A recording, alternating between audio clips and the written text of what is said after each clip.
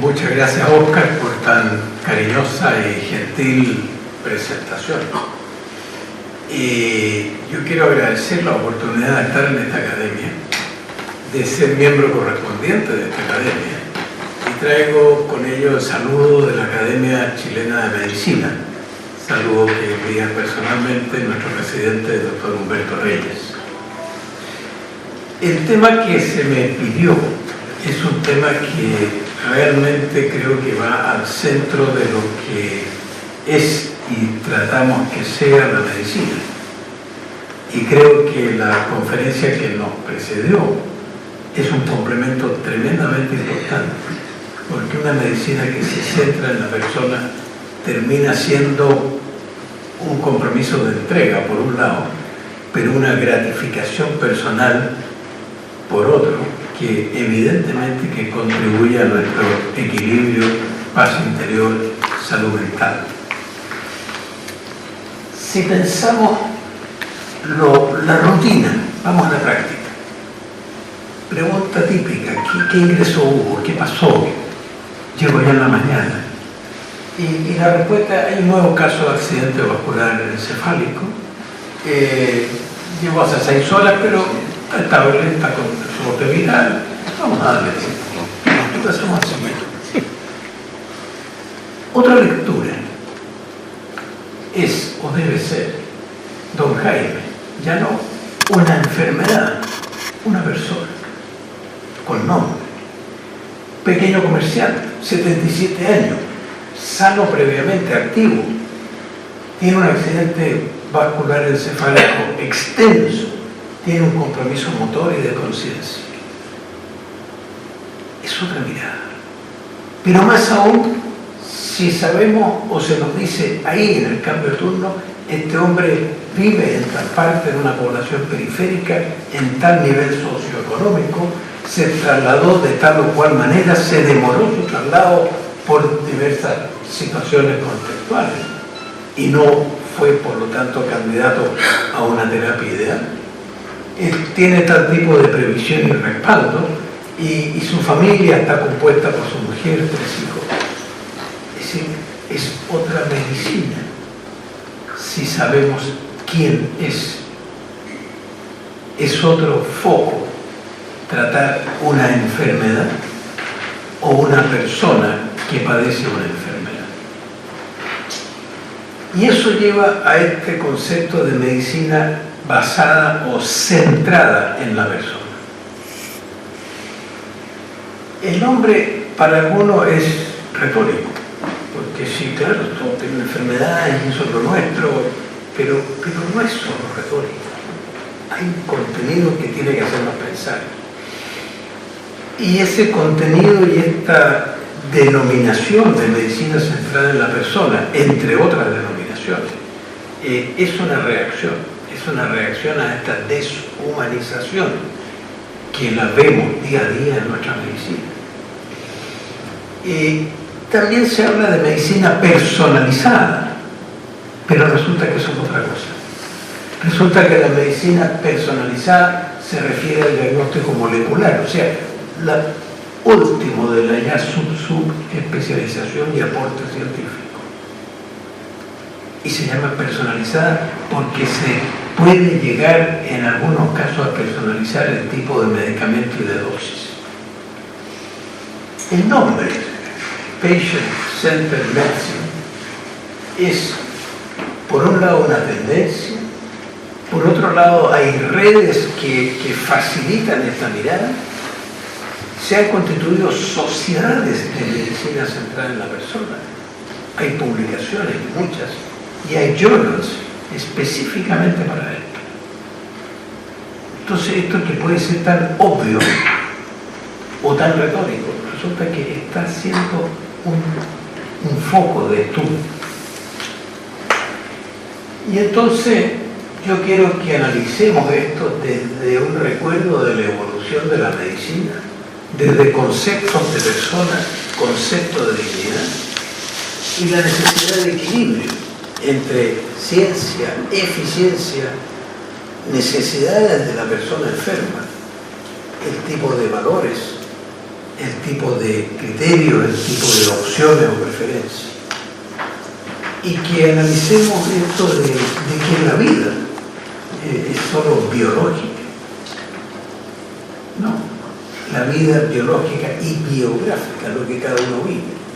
Y como tal, los valores que entran en conflicto cuando tomamos decisiones.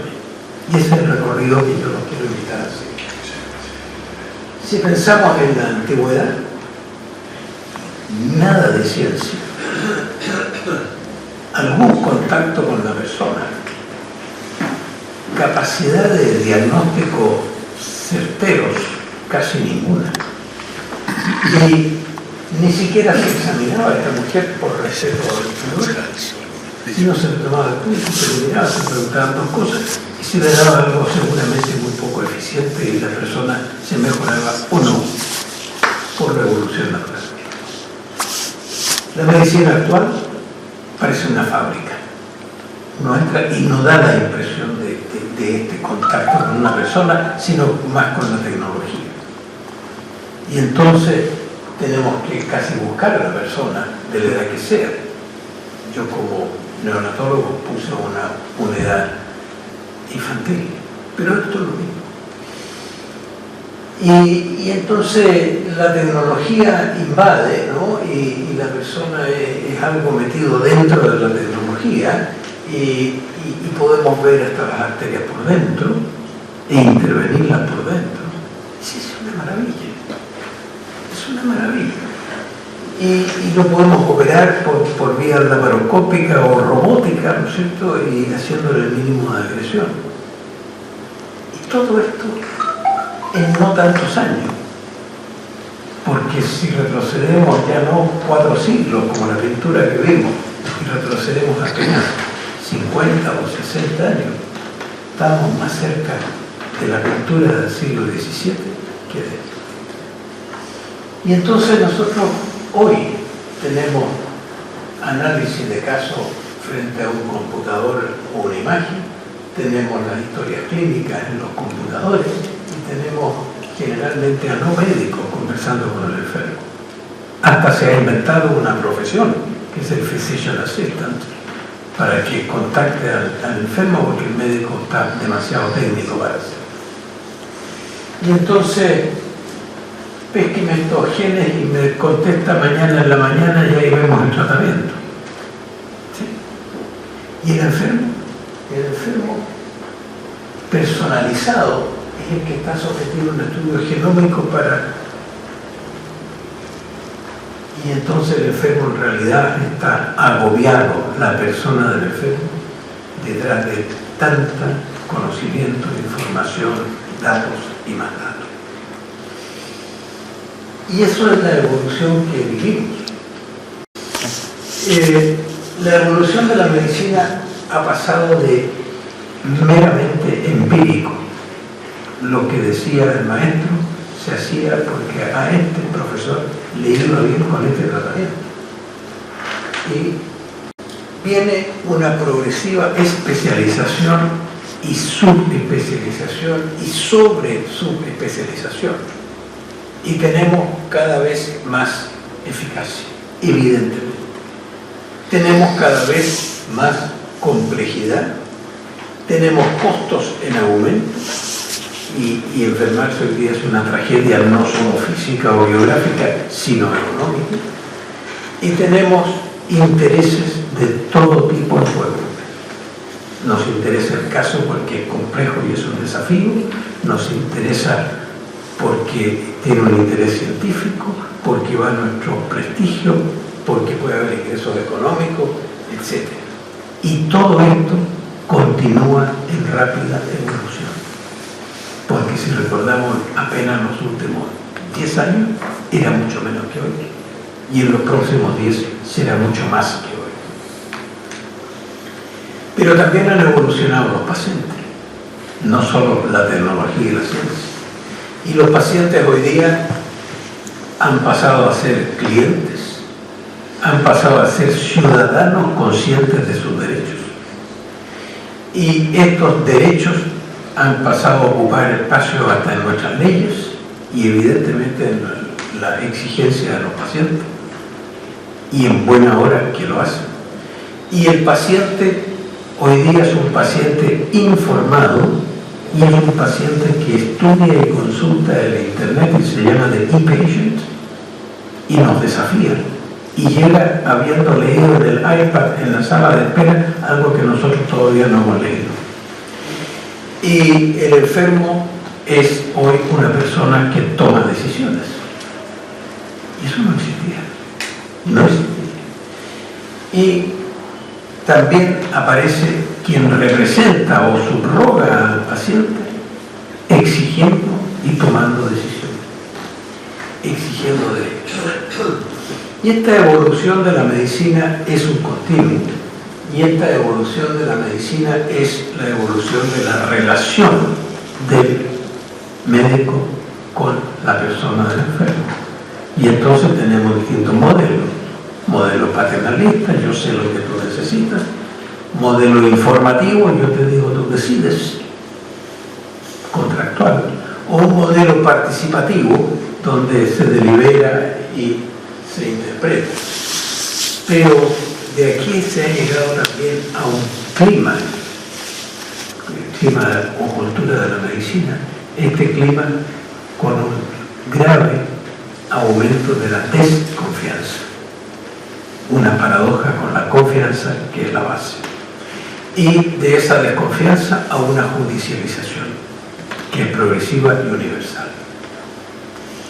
Y esta medicina ya no se ejerce en una relación bipersonal entre un médico y un enfermo, sino en instituciones en que participamos muchos agentes profesionales, técnicos, etc., y el enfermo muchas veces no sabe quién es su tratante. Nos sorprendemos de tantas alternativas y de logros realmente impensables hace muy poco tiempo. Pero ¿hacia dónde vamos en esta realidad que por otra parte se nos hace cada vez más global? Pensemos solamente en el fenómeno mundial de los inmigrantes, y que también es tan desigual el tipo de medicina que distintos sectores de nuestra población o ciudadanos tienen acceso. Y todo esto tiene que llevarnos a volver a preguntarnos algo esencial. ¿Para qué la medicina?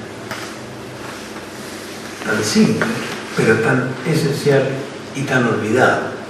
Y esto lo tomó Hastings Center hace ya 20 años en un proyecto genial, global, universal, con participación de muchos países y culturas a través de Focus Group, para replantear los fines de la medicina, que lo resumieron en 4. Y los recuerdo. En primer lugar, prevención y fomento. Misión, en lo personal, muy olvidada por parte de los médicos. En segundo lugar, alivio del dolor y del sufrimiento. Tercero, curación del curable y cuidado del incurable en la misma línea, tan importante uno como el otro.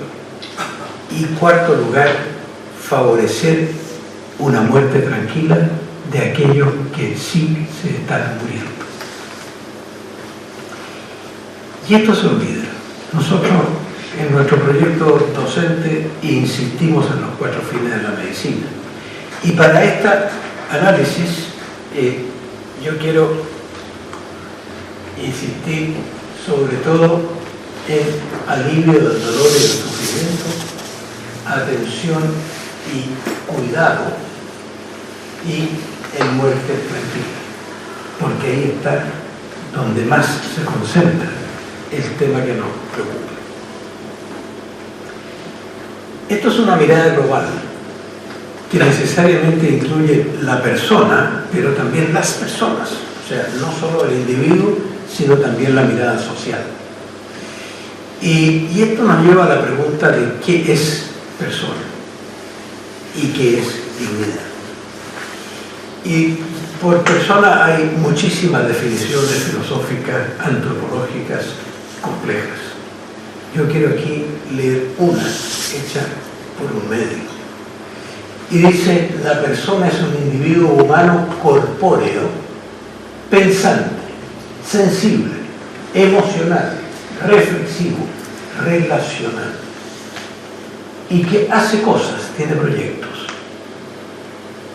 Prácticamente todas estas acciones se basan en significados. ¿Significado de quién es? Y una persona vive en todo momento en un contexto de relaciones con otro y consigo mismo. Todas las personas tienen un pasado y un futuro, y este futuro forma parte de su presente, nuestro proyecto vital. Y este es Eric Cassel. Si seguimos en esta mirada, lo que está en juego aquí y por qué esta persona merece tanto y tiene esta particularidad es por su dignidad. Y la dignidad también es un término polisémico. Sirve para cualquier cosa, ¿no? Y esto de la dignidad nos referimos al valor absoluto, a la dignidad intrínseca y, como lo expresó Kant, a la persona como fin en sí mismo y no como un mero medio. Y esta dignidad ontológica se refiere a lo que uno es. Y otro que también lo denominan una dignidad ética es lo que uno hace. Pero dignidad está ligada necesariamente a libertad y a potencialidad, lo que se puede llegar a ser. Y no hay que confundir entonces dignidad intrínseca, fin en sí mismo, con calidad de vida, aunque estén relacionados, pero no es sinónimo. Y la dignidad sí es una condición de posibilidad para calidad de vida. No se va a tener una vida digna, no se va a tener una vida en calidad, usé la palabra digna como adjetivo ahí, si no se tiene esta dignidad sustancial. La persona es digna porque puede ejercer libertad, y eso nos lleva al tema de la autonomía y a los derechos de decidir o participar en la decisión. Tan relevante es que este libro, que es un volumen muy importante, escrito y editado por la Comisión Presidencial de Bioética de los Estados Unidos, y lo llama Dignidad Humana y Bioética. Esto es esencial en la bioética. Pero curiosamente, como todo es polémico, una gran bioeticista, que es Ruth Matley, publicó un artículo que dice: la dignidad es un concepto inútil. Por supuesto que esto ha generado mucha polémica, es un artículo desafiante. Y a lo que se refiere Ruth en esto es que se habla tanto que ha perdido sentido. Pero no podemos quedarnos con que sea inútil. Es un concepto sustancial. Y esto nos lleva al paciente como persona, que es un título importante de un libro de la década del 60 de Paul Ramsey, uno de los iniciadores que no usó todavía la palabra bioética, que es posterior al libro. Pero él centró también, como reacción a esta impersonalización o deshumanización, volvamos al paciente como persona. Y nosotros copiamos este título y lo usamos para el seminario de bioética de la Academia Chilena de Medicina el año pasado. Y el título del seminario fue El paciente como persona, para rescatar justamente estos conceptos. El concepto de cómo a mí me inquieta, porque no es que lo consideremos persona, es que es persona. Por eso que el título del paciente como persona, si buscamos literalmente cómo, no está bien. El título es El paciente es persona. Es una persona con enfermedad. Y por lo tanto, la medicina, de acuerdo a estos fines de la medicina, es una medicina para el paciente. y el paciente es persona. Es una medicina centrada en la persona. Y esto exige no olvidar que la medicina es para los enfermos, que los pacientes son personas que están sufriendo y nos necesitan. Y merecen todo porque tienen dignidad intrínseca. Y que su vida no es un tema celular, es un tema biográfico. Es una vida con sentido, son personas que hacen cosas, que van para algún lugar y que le encuentran significado a todo lo que hacen y es contextualizado al grupo humano con el cual se interrelaciona, desde el más íntimo hasta el no tan íntimo. Y cada persona, por lo tanto, es una realidad única, con su proyecto, sus esperanzas, sus temores, sus creencias, sus valores, sus opciones y preferencias. Cada uno de nosotros y cada uno de nuestros pacientes es eso. Y el contexto debe necesariamente condicionar la respuesta básica de la medicina, que es lo mejor para este enfermo. ¿Cuál es el mayor bien o el mejor interés de este enfermo? No puede tener respuesta única. No es lo mismo este o este otro enfermo con un cáncer, con una neumonía, con un accidente vascular encefálico. Y en la práctica, ¿en qué está actualmente centrada la medicina? Que se centre en la persona resulta, con lo que estamos hablando, obvio. Pero tenemos simultáneamente medicina basada en la evidencia. Pareciera ser la antítesis. Estamos mirando otros fundamentos.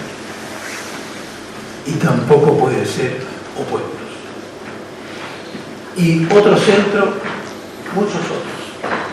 Hay centros académicos, hay un centro que es la investigación científica y el aporte al conocimiento, hay centros que son intereses legítimos de prestigio, intereses económicos, a veces intereses políticos, me refiero a política de salud no partidista. Estos son centros, pero son centros que nos hacen olvidar esto. Y en esto necesitamos un equilibrio que no es fácil. La medicina evoluciona y ha evolucionado desde, como ya dijimos, la medicina tradicional, que nunca fue científica, a una medicina científica, tecnificada y ultra especializada. Y ahí tenemos la medicina basada en la evidencia y tenemos con esto y coincidiendo con todo esto la deshumanización de la medicina y tenemos como respuesta un movimiento de medicina centrada en el paciente, Medicine Centered in Patient, y una medicina centrada en la persona. Pudiera ser sinónimo o matices de diferencia, lo vamos a analizar. Y los hitos históricos son muchos. Aquí retrocedamos un siglo atrás y llegamos a Peabody, que como reacción en 1927, que la medicina todavía no tenía nada de científico, pero empezaba ya a diferenciarse entre uno y otro especialista. Y dice, el cuidado del paciente es el centro, no nos olvidemos. En 1960, mucho tiempo después, un médico de familia habla de medicina de la persona. En 1980 se empieza a hablar del modelo biopsicosocial, que está en todo nuestro lenguaje. En 2009, medicina centrada en el paciente. Desde el 90 empieza este paradigma más científico, que nos aparta del paciente, y empieza un conflicto entre medicina basada en la evidencia y el imperio de la autonomía y los derechos del paciente, que no están basados en la evidencia científica. Y 2009 Miles acuña este concepto de medicina centrada en la persona. Esto implica el concepto de decisiones compartidas. Esto no es paternalismo ni autonomismo, es un poco de ambos. Y eso significa la necesidad de una medicina con fundamento o con información científica, pero no centrada ni basada solo en lo científico. Informada por la ciencia y con un profundo sentido humano. ¿Y qué implica este centro de la persona? Significa ser capaces de identificar el mayor interés del paciente. Significa el desafío de curar, pero junto con el curar, el cuidar, tal como lo concluye Hastings Center en su redefinición de síntomas. Y significa atender a la persona, cuando hablamos de atender al paciente, pero atender no es prestar un servicio, es escuchar, es conocer, es hacerse cargo. Y que la persona sea realmente el centro de las decisiones y, como ya dije, implica conocerlo. ¿Cómo vamos a tratar a una persona enferma si no conocemos a la persona, sino solo la enfermedad? Y conocer a la persona es conocer su historia, su trabajo, sus proyectos, su familia, sus valores, sus preferencias, sus esperanzas, sus temores. Implica evaluar su calidad de vida, no un concepto de calidad de vida, y significa conocer también qué redes de apoyo tiene, porque completamente diferente un paciente con o sin redes de apoyo o con mínimas redes. Significa conocer cómo entiende y enfrenta su condición actual, porque él o ella lo tienen que enfrentar, no el doctor o los doctores. Y significa también conocer sus significados de la vida, y eso es la espiritualidad, que no es una creencia o la adhesión a una creencia religiosa, es su posición ante la vida. ¿Quiénes en medicina deben conocer a la persona y centrarse en ella? ¿Tendremos que contratar a un especialista en eso? Lo tienen que conocer los médicos de familia, los pediatras, los geriatras, los internistas, los psiquiatras, los especialistas en enfermedad crónica, que lo van a ver por mucho tiempo, pero también los intensivistas, por tecnócratas que sean, los oncólogos, los neurólogos, los cirujanos, los fisioterapeutas, los endoscopistas, las enfermeras, los psicólogos, los nutriólogos, los trabajadores sociales, o sea, todos. Porque todos tomamos decisiones. Esto no es un especialista en la humanización, es todo profesional de la salud, toda persona que dedica su vida a atender al que sufre.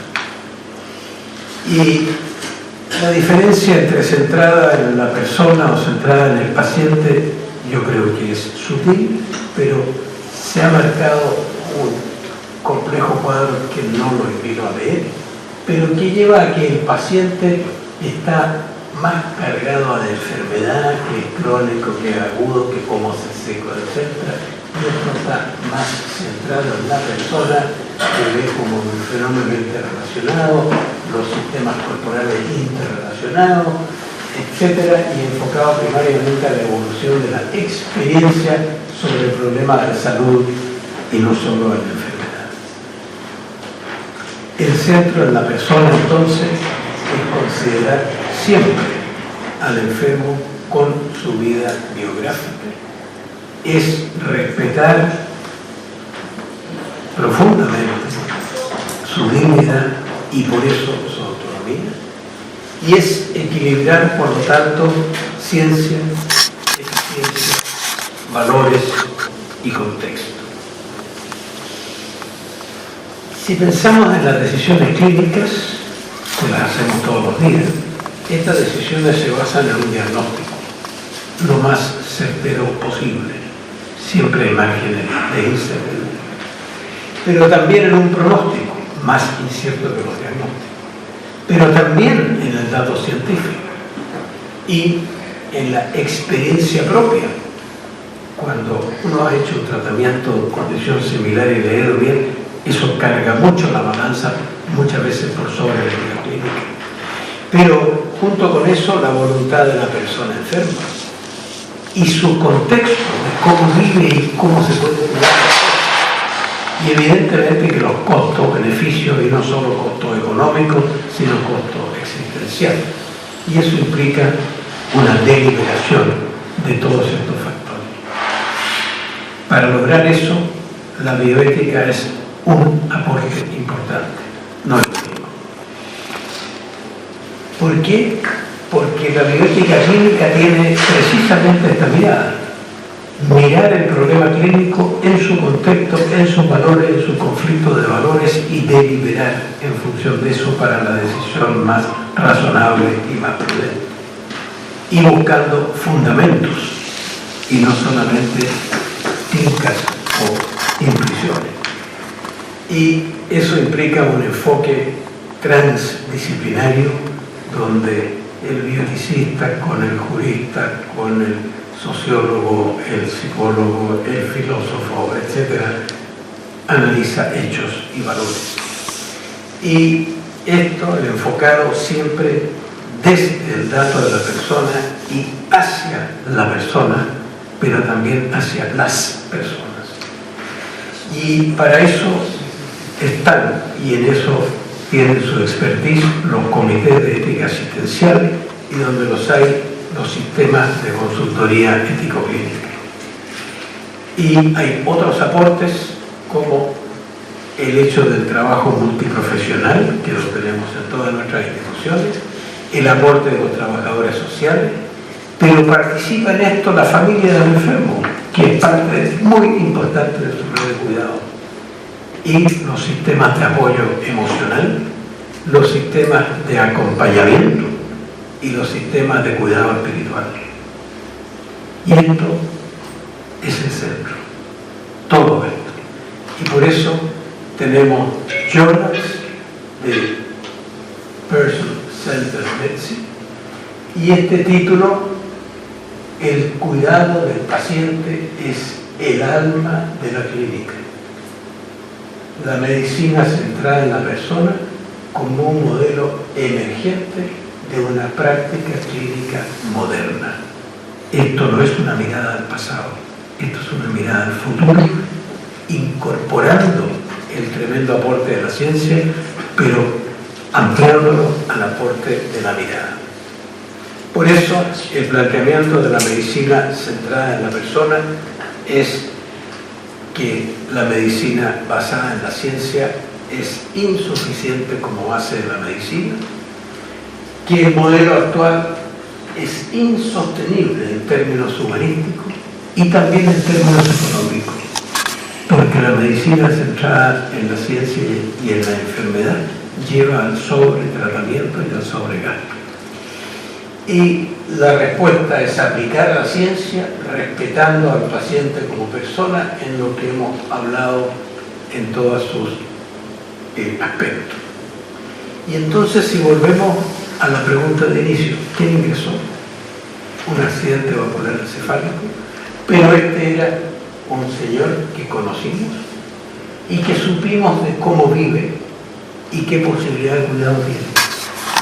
Y entonces, con ese conocimiento 3 días después, volvemos a don Jaime y en él se pronosticaron secuelas severas y completamente invalidantes, tanto en lo intelectual como en lo motor. Y se pensó qué apoyos realmente podría necesitar y se planteó con la familia la necesidad de proporcionar tratamientos y no aplicar todo lo que existe porque ese es el diagnóstico. Y la familia aceptó proporcionar tratamientos, se retiraron medidas de soporte vital, se acompañó y este hombre falleció en 3 días en compañía de su familia. Y no quedó inválido sin capacidad de cuidado. Muchas gracias.